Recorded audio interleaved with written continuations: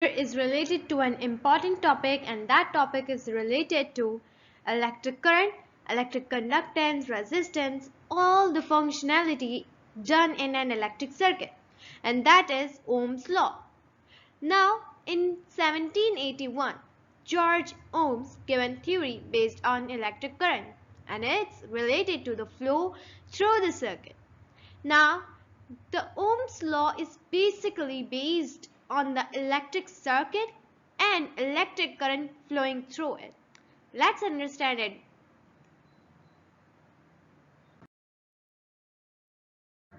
As you can see, Ohm's law is basically based on three things: potential difference, electric current, and resistance.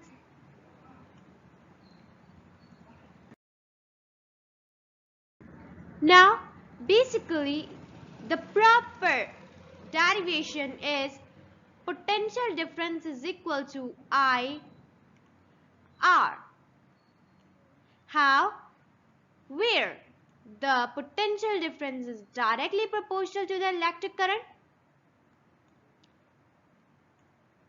and here when we'll remove the proportionality sign, it will become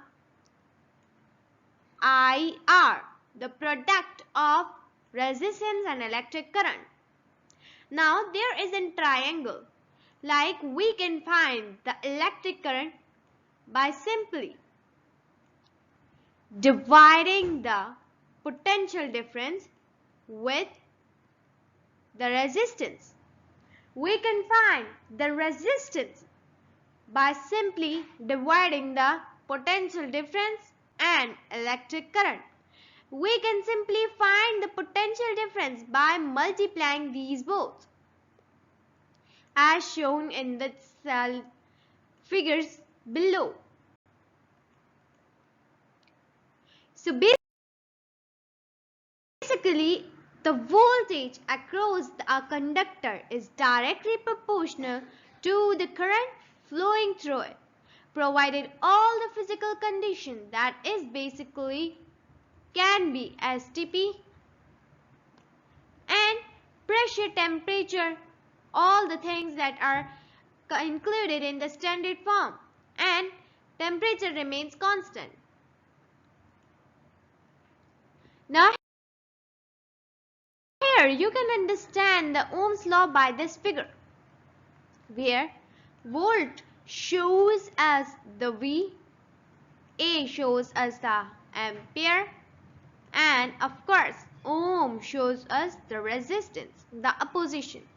Now the voltage says that the volt is inversely proportional to the resistance. Here, when the voltage, or we can say that potential difference takes place, or electric current is flowing through a circuit, the resistance is the thing that opposes it and helps it not to pass.